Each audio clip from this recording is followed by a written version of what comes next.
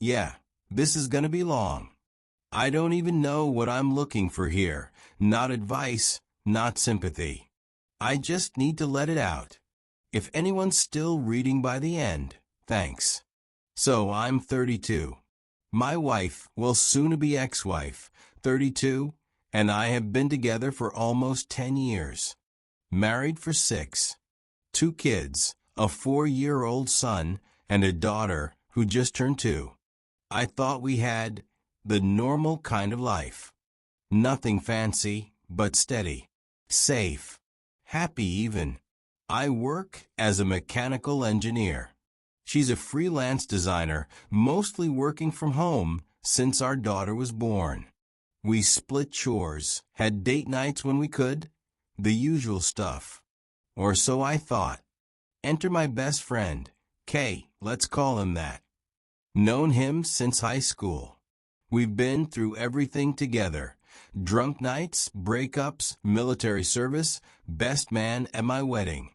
Hell, we even got matching dumb tattoos back in college. He's Uncle K to my kids. They adore him. So did I until a month ago. K broke up with his long-term girlfriend last year. I offered him to crash at our place for a bit, just until he got back on his feet.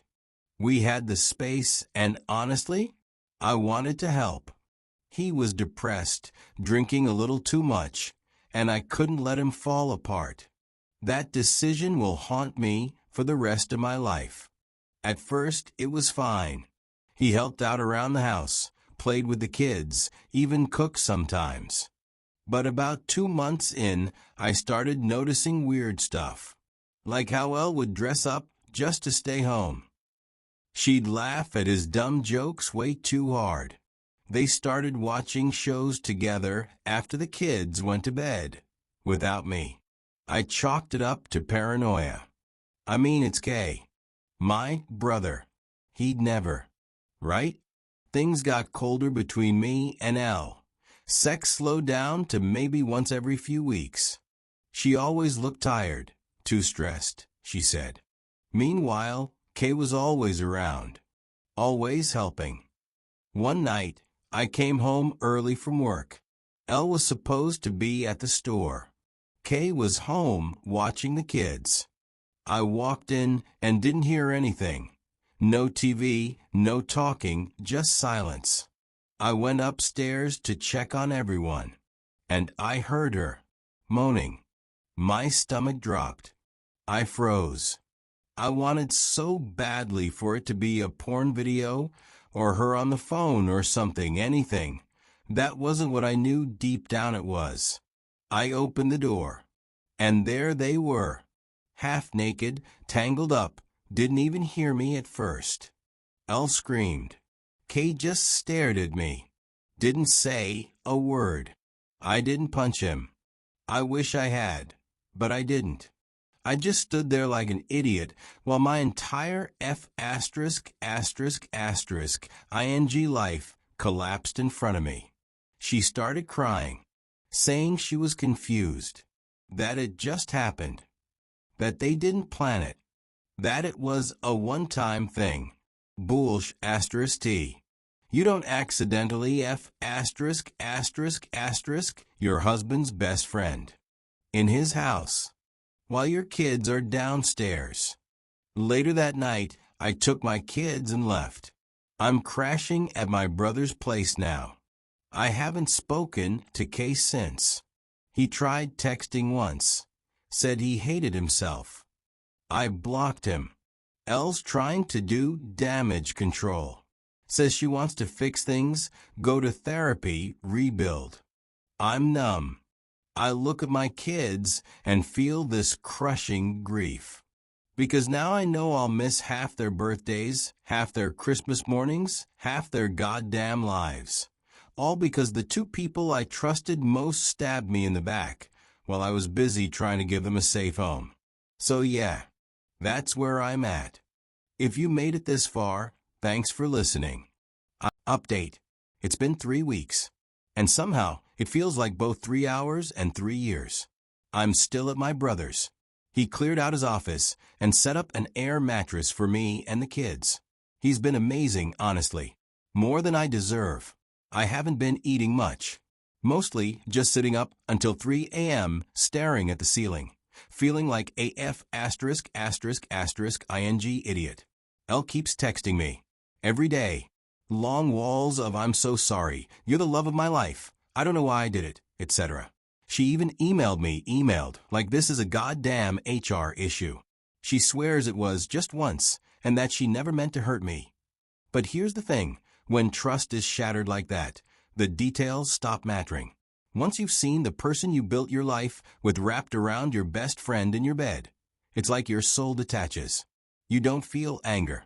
Just this dull, nuclear silence inside. A few days ago, I finally agreed to meet up with her. In public. Neutral ground. We met at this little park we used to go to back when we were dating. Ironic, I know.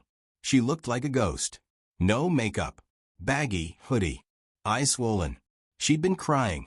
Or, at least she wanted it to look that way. First thing she did was try to hug me. I stepped back. She started talking. Fast. Nervous. About how she wasn't in her right mind, how she felt disconnected, how Kay made her feel seen when she thought I didn't care anymore. She admitted they'd been texting for months. That the night I walked in wasn't the first. That it had started emotionally. And one thing led to another. I just stared at her. Not even in anger. Just hollow. Then she said it. He told me he loved me. I think that was the moment I finally stopped loving her. Not because of the cheating. Not even because it was Kay. But because the way she said it, it was almost like she was conflicted. Like a small part of her still believed that fantasy life with him was real. I told her I was filing for divorce. That I'd fight for primary custody. That I wasn't going to play games. She started sobbing. Loud. People were staring. I didn't care. She said I was throwing away everything we had. I told her, no. You did that. I'm just taking out the trash. And I left. Now here's the part one haven't told anyone, not even my brother. About a week ago, I took the kids to the aquarium. Just trying to get out of the house, distract myself, maybe feel something. We're in the jellyfish section, that weird neon-lit tunnel. And this woman, maybe late 20s, early 30s, comes up to me. She smiles and says, "I think your daughter dropped her toy." I turn around and... yeah, my little one had dropped her stuffed fox. We started chatting. Just normal stuff. Her name's Emma. She's a teacher. No kids of her own, but loves them. Somehow, we ended up walking through the rest of the exhibit together, just talking. She made my son laugh more in 10 minutes than I've heard in the last month. It wasn't flirting. Not really. But it was warm. After everything I've been through, I almost forgot what warm felt like. She didn't ask for my number, just smiled and said, "Maybe I'll see you around," before walking off into the crowd. I've been back to that aquarium twice this week, just in case. Update 2. It's been almost 2 months since D-Day. I thought time would help. But honestly, it just spreads the pain thinner. It doesn't erase it. You still wake up every morning and forget for half a second. And then it hits you all over again. Oh right, the woman I built a life with betrayed me. And the guy I considered family helped her do it. So yeah, I filed for divorce officially last week. Papers are in. I got a lawyer, good one too. Recommended by my brother's coworker. She's sharp, aggressive, and doesn't take bullsh**. Just what I need right now. Here's the kicker though, Elle, my wife, is starting to change her tone. At first, she was all apologetic. Constant, "I made the biggest mistake of my life. You're the only one I've ever loved. I'll do anything to fix this." Now, she's suddenly angry. The moment she realized I wasn't crawling back, wasn't working on it, wasn't giving her a redemption arc, she flipped. Started accusing me of giving up on the family. Me, of tearing the kids' lives apart. Says I'm emotionally abandoning them. Classic Darvo ***, deny, attack, reverse victim and offender. She even told our son that Daddy doesn't want to live with us anymore. He's 4. What kind of ***** ed-up person weaponizes a toddler like that? I confronted her. Told her if she starts poisoning the kids against me, I'll make sure it gets brought up in court. She cried again, said I was twisting things. But I know better now. She's not the woman I married. I don't know who she is. Now about Emma. Yeah, I saw her again. It was completely random, or maybe fate, I don't know. I was at the grocery store, pushing a cart with both kids, just trying to grab dinner stuff without losing my mind. My daughter was screaming about yogurt. My son was asking why we couldn't get dinosaur nuggets. I must have looked like hell. And then I hear her voice behind me. Still chasing jellyfish, huh? I turned around and there she was, Emma, from the aquarium. Bright eyes, messy bun, wearing a hoodie with paint smudges on it. She teaches art. Of course she does. We talked. Right there in the freezer aisle, next to the fish sticks. She offered to help distract the kids while I grabbed groceries, and honestly, it felt like she just fit into the chaos, like she belonged there. When we got outside, she gave me her number. No pressure, just in case you need help surviving dad mode. I haven't called her yet. Not because I don't want to. God knows I want to. But I'm scared. Scared of feeling something again. Scared of trusting someone again. There's one more thing. Last night I was lying awake, again, and my phone buzzed. It was an unknown number. One message. You need to know the truth. She was seeing him way before you found out. Call me. It was from Kay's ex-wife. Yep. Turns out I wasn't the only one she ed over. Apparently, Kay had a pattern. He did the same sh*t with his ex, cheated, gaslit, acted like the good guy. And now he's doing it with L. I called her. We talked for over an hour. She told me Kay and L have been talking on and off for almost a year. That L actually messaged him while we were still happy. Said she felt trapped as a wife and mom. Said I didn't understand her. They were already meeting in secret months before the night I walked in. I was just the last one to know. So, yeah, the betrayal runs deeper than I thought. But you know what? I'm done bleeding over people who wouldn't even flinch watching me die. I'm going to protect my kids, rebuild my life, and maybe, just maybe, give myself permission to smile again someday. Even if it's next to a girl who teaches art and makes jellyfish jokes. Update 3. If you've been following along, you know how wrecked my life was after walking in on my wife and my best friend. You know about the betrayal, the lies, the manipulations. And I was starting to maybe feel something again after meeting Emma. But I had no idea the kind of storm that was still coming. Let's rewind a bit. A few days after I spoke to Kay's ex-wife, she sent me screenshots. And not just texts between Kay and L. No. These were pictures. Photos of them together in a hotel room. Back in ing October. My daughter had just turned 2. We'd thrown a little birthday party in the backyard. I remember Elle crying during it, saying she was overwhelmed. She left early to go decompress at her sister's house. Guess where she really went? Yeah, to him. That night, they celebrated my daughter's birthday together. And then she ed my best friend in a Marriott off the highway. I broke down. I don't care how strong you think you are, how numb you get. There's a point where your brain can't take any more, and it just short circuits. I went into my car, parked at some gas station at 2 a.m., and just screamed until my throat gave out. Sat there like that for an hour, maybe more. But here's where things take a turn. Yesterday, I got a call from my lawyer. Elle suddenly wants shared custody.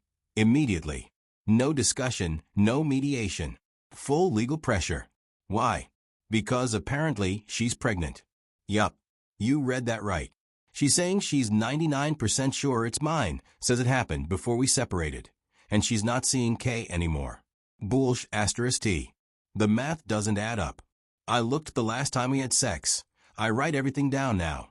It was 2 months before D-Day. Her timeline's off. Way off. And guess what else? Kay left her. She didn't tell me this. Kay's ex-wife did. Apparently, he bailed the moment she told him she might be pregnant. Blocked her, moved cities, deleted socials. Guy vanished like a damn ghost.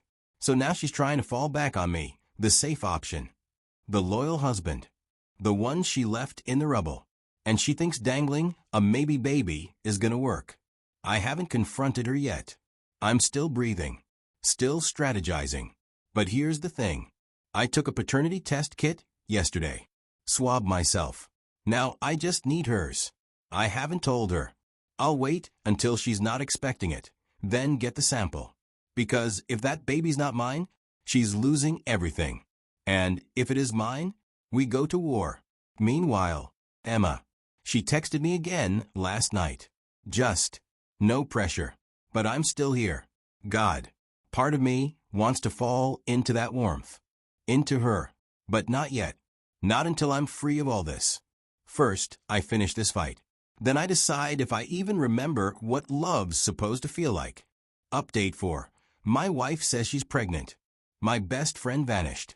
I'm not playing nice anymore. It's been 10 weeks since D-Day. 10 weeks since I watched the life I built collapse in slow motion. But now I'm angry. And I'm focused. This isn't just heartbreak anymore. This is war. Let's start with the pregnancy. I didn't accuse her directly. I played it cool. Told her I wanted to support her. Said I was willing to go to appointments and be involved if it turns out it's mine. She softened instantly, like she thought I was coming back. She even tried to hold my hand at the coffee shop when we met to talk. I let her, just to see how far she'd go. When she went to the bathroom, I grabbed her water cup, swabbed the rim, sealed it, labeled it, took it to the lab the next morning with my kit. That was a week ago. The results came in today. It's not mine. I sat in the car staring at the paper, numb all over again, but not like before. This time it wasn't grief. It was clarity. All the crying, the guilt trips, the talk about healing, the sudden urgency for shared custody, the threats to take me to court if I kept withholding the kids. All of it was a game. She was trying to lock me in again, using a child that isn't mine. I haven't told her I know yet, because I want to see how far she'll go with the lie. I scheduled the dinner next week. Told her it was for closure. Told her I've been rethinking things. Told her maybe there's a way forward if this baby really is mine. She agreed immediately. No hesitation. Already planning what to wear. I can see it in her eyes. She thinks she's pulling me back in. I'm going to bring the results to that dinner. Printed. Highlighted. And I'm going to watch the lie crack in real time. Then I'm walking away. For good. And there's more. Turns out Kay didn't just ghost Elle. He left town for real. I found out through mutuals. He's in F*****ing Texas, living under a different name on social media. Some new girl, new job, acting like he didn't nuke 2 families and vanish. But here's the twist. Emma knows someone who works at the same place as him. Small world. Huh? She asked me if I wanted to get creative. I haven't said yes yet. But I'm starting to see why people talk about karma like a living thing. And Emma? She's still here. Still texting. Still smiling when she sees my kids. She dropped off a drawing the other day, a watercolor my son made with her. It said for my dad who is super strong. I cried in the garage like a child. She didn't ask for anything in return. No expectations. No pressure. Just light in a tunnel I didn't think had an end. I'm not ready yet. But for the first time in months, I'm not afraid of the future. So I invited her over for dinner. Told her I wanted to talk things through, maybe try to be civil again. Said I was ready to take responsibility for the baby, even if it wasn't planned. She jumped at the invite. Almost too quickly. Guess the whole got him back on the hook fantasy kicked in. She showed up wearing this light blue dress I hadn't seen in over a year. Tight in the waist, hiding the fact that her stomach was still flat as a damn pancake. Makeup on point. Lip gloss. Hair curled. Perfume I bought her last Christmas. She even brought a bottle of wine. Merlot. The same one we drank when we got engaged. Everything about her screamed performance. I played along. We sat down. I served steak, medium rare, just how she used to like it. As we ate, she kept smiling like nothing happened. Like the last 2 months hadn't been ****King Greek tragedy with her as the main villain. She laughed at my jokes. Touched my hand. Even made some comment like, "I always forget how good we are together when we're not fighting." I smiled, nodded, said nothing. I waited until dessert. Vanilla ice cream with a few strawberries, simple, like the calm before a storm. And then I dropped it. "So about the baby." She tilted her head, eyes glowing, hand immediately moving to her stomach like muscle memory. "Yeah." I leaned in slightly, like I was about to say something heartfelt. Then I asked, "Did you tell him?" She blinked. "Tell who?" "Kay, the actual father." Boom. Her entire face just shut down. Smile gone. Posture stiff. The air got heavy. She laughed nervously. "I don't know what you're talking about." I took a slow sip of wine. Let the silence do the work. I saw the texts, Liza. All of them. The ones where you told him you were scared but excited.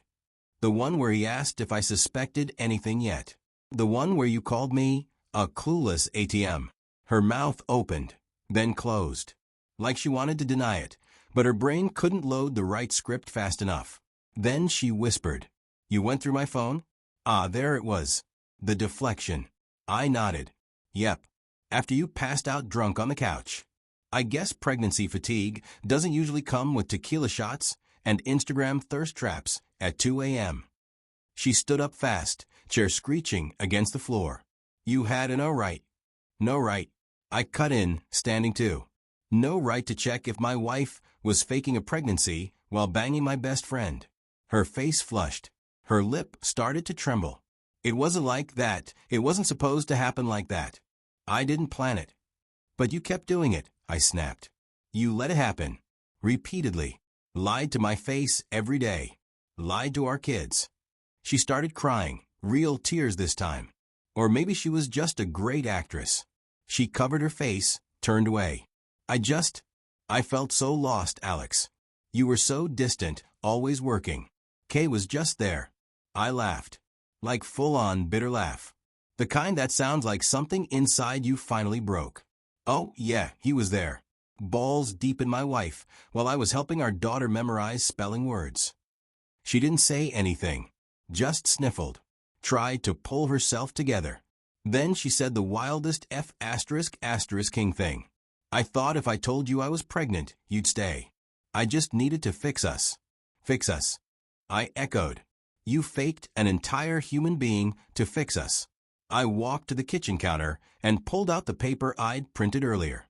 "By the way, here's the kicker. I actually paid for a test. Got the lab to confirm it." Dropped the folder on the table like a F***ing Mike. "You're not pregnant, Liza. There's no baby. No due date. No heartbeat. Just manipulation." She stood there frozen, staring at the folder. She didn't even reach for it.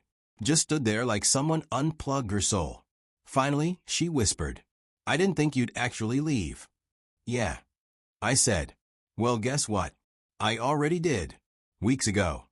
She turned, grabbed her purse with shaking hands, and started walking to the door. "You don't have to destroy everything," she mumbled. "We could have still had something." I didn't even respond. Just leaned back in a chair, arms folded. And just like that, she was gone. No slam of the door. No dramatic exit line. Just silence.